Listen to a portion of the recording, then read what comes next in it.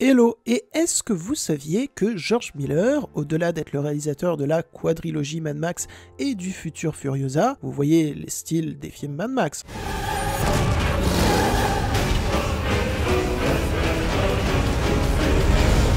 eh bien c'est également le réalisateur de Babe le cochon dans la ville et de Happy Feet 1 et 2. Voilà, je devais vous donner cette info en début de vidéo parce qu'elle me fume de rire, mais au-delà de ça, ça prouve aussi que c'est un réalisateur qui sait parfaitement se réinventer. Et donc, vous l'avez compris, aujourd'hui on se retrouve pour décortiquer le premier trailer de Furiosa A Mad Max Saga qui sortira chez nous le 22 mai 2024. C'est parti. The question is, do you have it in you to make it epic?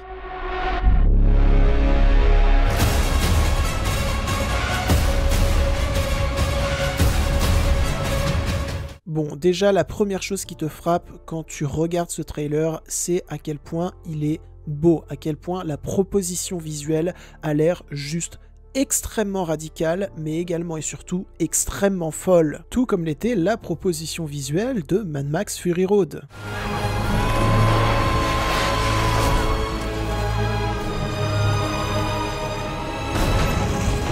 Quel film quand même, hein. Quel film. Dans Furiosa, les couleurs ont l'air d'y être une nouvelle fois extrêmement saturées, extrêmement vivantes. Et ça fait plaisir de se dire qu'on va voir un film en 2024, un film d'une certaine ampleur quand même, avec des couleurs, où on n'a pas du gris partout tout le temps. Vous voyez ce plan ? Eh bien ce plan a énervé certaines personnes qui étaient en mode « Gne gne gne, il y a du numérique, c'est moche ». Alors les gars, jusqu'à preuve du contraire, il y avait déjà du numérique dans Mad Max Fury Road. Pas forcément dans ce plan, mais dans le film quoi. Et puis surtout, George Miller, c'est quelqu'un qui sait utiliser le numérique, expérimenter avec le numérique. On a pu le voir dans pas mal de ses films quand même. Et alors, l'autre critique qui était apportée à ce genre de plan était la suivante. Au-delà de la patine numérique, les effets spéciaux sont tout simplement moche. Mais les gars, est-ce que vous êtes au courant que sur les premières bandes annonces des films, les effets spéciaux ne sont pas terminés? Les personnes bossant sur les effets spéciaux bossent sur les effets spéciaux jusqu'à la sortie du film. Et en plus, apparemment, le studio a demandé une bande-annonce en vitesse. Mais même si le studio a demandé une bande-annonce en vitesse et que, je vous l'accorde, certains effets spéciaux peuvent paraître non finis, est-ce que vous vous rendez compte de la puissance de la direction artistique, de la puissance de certaines compositions d'images? Je veux dire, 3 jours après ce trailer, on a eu ça! C'est pas la même tambouille. Je sais pas ce que vous préférez. Moi j'ai choisi mon camp, hein.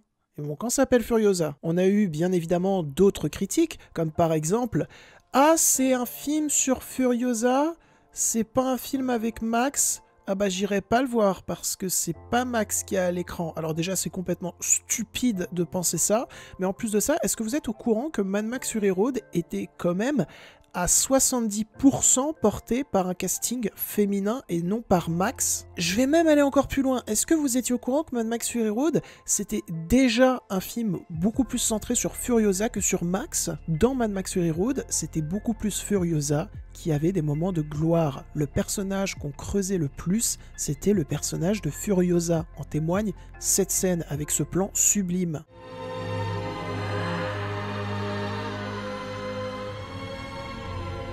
Bon, pour revenir sur mes attentes, comme vous venez de l'entendre, la musique était sublime dans ce passage, et cette musique, elle a été composée par Junkie XL. Et j'attends de fou le retour de Junkie XL dans l'univers Mad Max, parce que vu ce qu'il nous a pondu la dernière fois, ça risque d'être mémorable as fuck. Ah, j'ai besoin de ma petite dose de Brothers in Arms.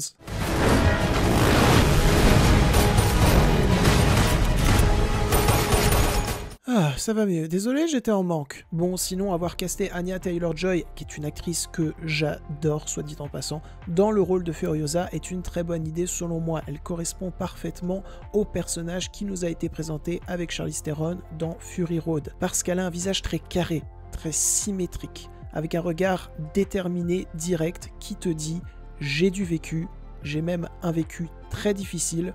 Me saoule pas. Voyez la prestation de cette actrice dans Last Night in Soho de Edgar Wright, elle est juste formidable et le film l'est tout autant. Là où j'ai beaucoup d'attentes, c'est également sur la prestation de Chris Hemsworth. Chris Hemsworth qui va jouer un méchant, et ça fait du bien de se dire qu'on va voir Chris Hemsworth jouer un méchant.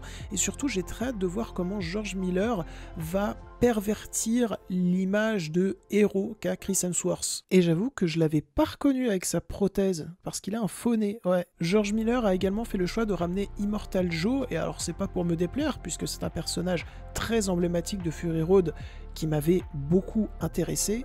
Donc à voir comment ils vont explorer ce personnage dans Furiosa. Est-ce qu'ils vont l'utiliser juste pour faire le pont entre Furiosa et Mad Max Fury Road?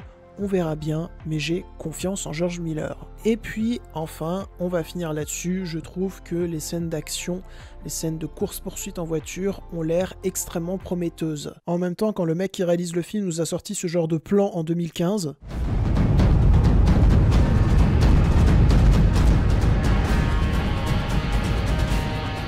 je pense qu'on peut très sincèrement y aller les mains dans les poches. En résumé, je vais être très franc avec vous les illustros, je pense que Furiosa est un futur chef-d'œuvre. Peut-être pas à la hauteur de Fury Road, parce que Fury Road est un exemple en tout, c'est l'un des meilleurs films du 7e art, mais ne serait-ce que la bande-annonce de Furiosa m'a claqué la gueule en termes de direction artistique, en termes de photographie, en termes de ce que ça nous promet en scène d'action, en idée visuelle, en idée dramaturgique, et j'ai tellement hâte de retrouver le personnage de Furiosa, j'ai tellement hâte de voir George Miller creuser plus en profondeur ce personnage, et j'ai aussi très hâte, comme je l'ai dit, de voir Chris Hemsworth en méchant.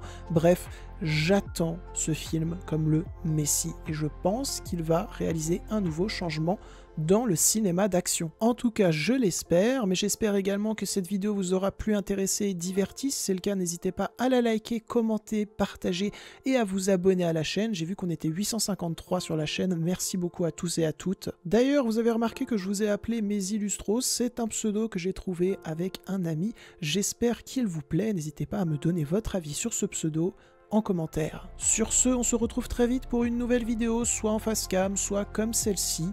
Je tiens un compte Instagram, Twitter, Sens Critique, Captain Watch et Letterboxd qui s'afficheront en description. N'hésitez pas à aller me suivre dessus car je suis très présent. Et maintenant, il ne me reste plus qu'à aller côtoyer d'autres univers, peut-être celui de Mad Max, je vais peut-être me remater tous les Mad Max, et je vous dis salut.